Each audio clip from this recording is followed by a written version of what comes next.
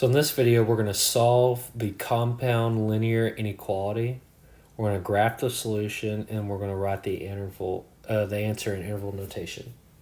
So first one I've got is -9 less than 4y minus 5, which is less than or equal to 27. Okay, so this conjunction here, and what do I mean by conjunction? This could be written as this inequality, -9 less than 4y minus 5, and this inequality, 4y minus 5 is less than or equal to 27. And so you've got these two, and they're conjoined together by an AND property, okay? So the way I like to solve these two problems, whenever I see it written in this form right here, is to just, if I do something to one part, I do it to all three of them, okay? So if I'm trying to get y by itself, first thing I'm going to do is add 5 to all three parts of the inequality. And so this becomes -4 less than 4y less than or equal to 32, okay?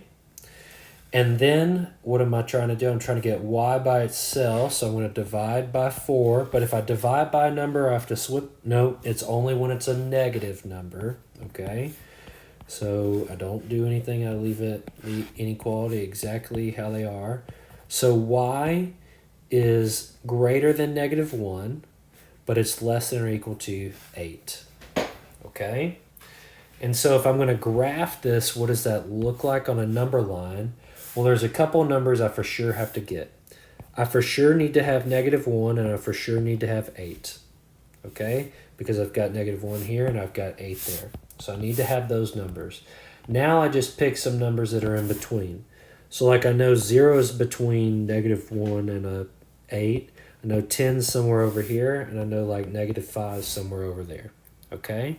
So what I want to do is I want to graph it. So y, it looks like y is stuck between these two numbers, right? So we're stuck between these two numbers. I just need to figure out how we're stuck. Okay, on this side, there's no bar underneath, so it's a parentheses. And on this side, we have the bar underneath, so that means it's equal to, so I have a bracket.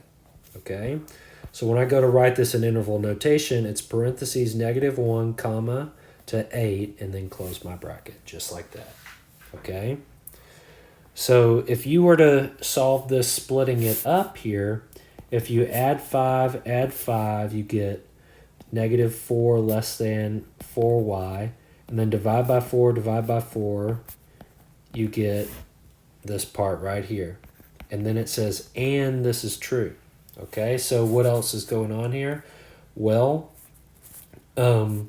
if you add 5, you get 32. And then divide by 4, you get y greater or less than or equal to 8, right? So and. Now, and means both. Both must be true, right? Both must be true to work.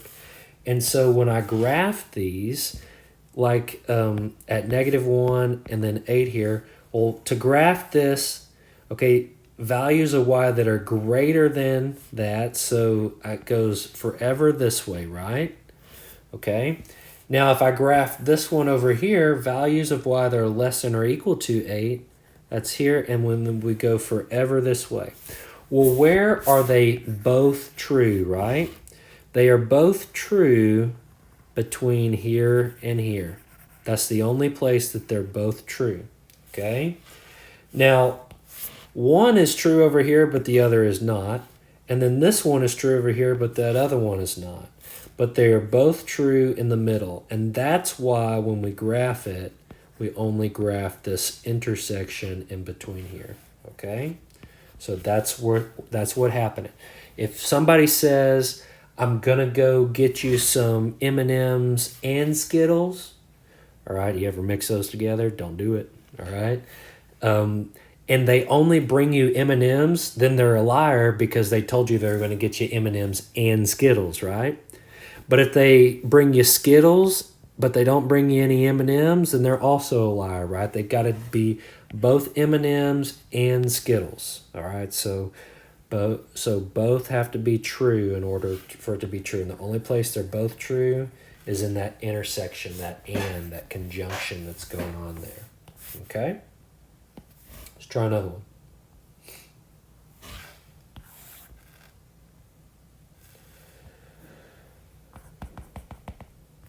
So we've got 6 over 8 less than x plus 4 over 4 less than 22 over 8. Okay? How do I get rid of the fractions? Because nobody likes fractions, right? I look at the least common denominator.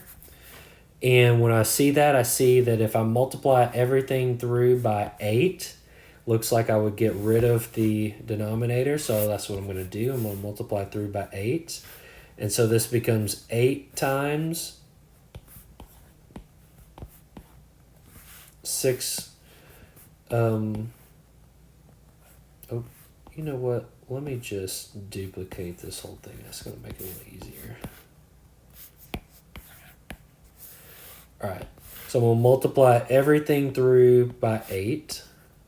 Okay, I distribute the 8 into each piece. All right. Now, 8 and 8 here cancel, and that leaves me with 6.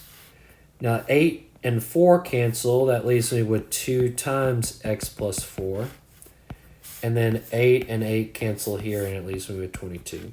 So you can multiply through or divide at this point. I'm going to go ahead and multiply through because it seems like that's what most students want to do.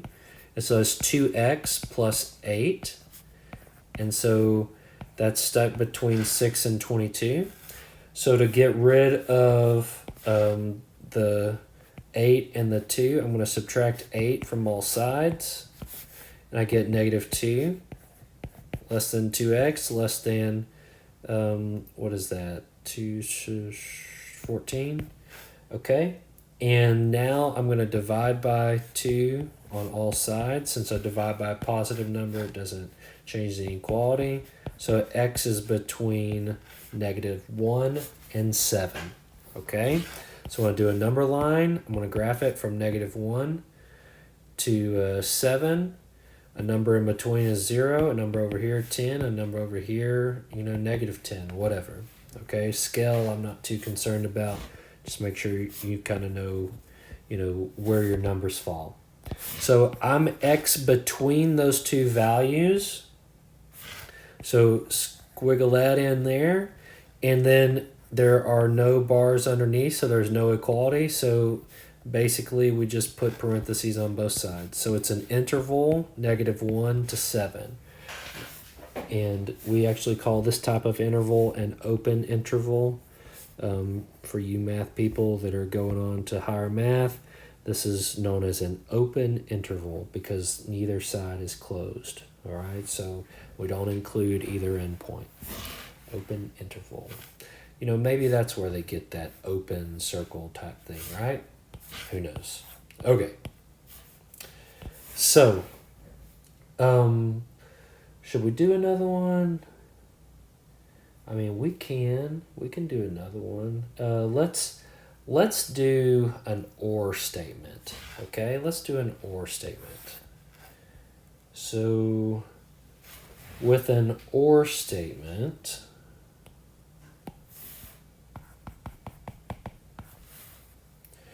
so we have 3 minus 4x greater than 27, or 8x less than or equal to 9x minus 9. Okay.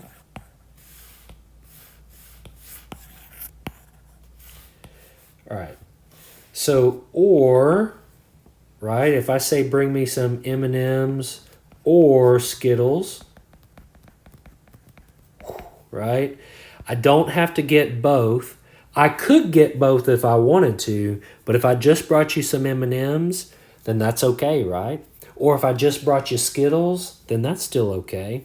But if I said M&Ms or Skittles and then you bring me both M&Ms and Skittles, then by golly, you're my best friend, right? So all of those scenarios are good to go. All right, so to work this problem, first thing I'm going to do is I'm going to try to solve for x. So I'm going to subtract 3 from both sides, and I get negative 4x is greater than 24. Now I'm going to divide through by negative 4, but if I divide by a negative, the inequality switches, so this becomes x is less than negative 6. Okay, so I've solved that piece. All right, so I've solved that piece. So on my graph here, I for sure want a negative 6. Okay. When I graph this, x less than negative 6, that looks like this going that way right there. Okay. Let's try this other one over here. So I want to get x by itself. So what do I do here? Well, if I subtract 9x from both sides, what do I get? I get negative x less than or equal to negative 9.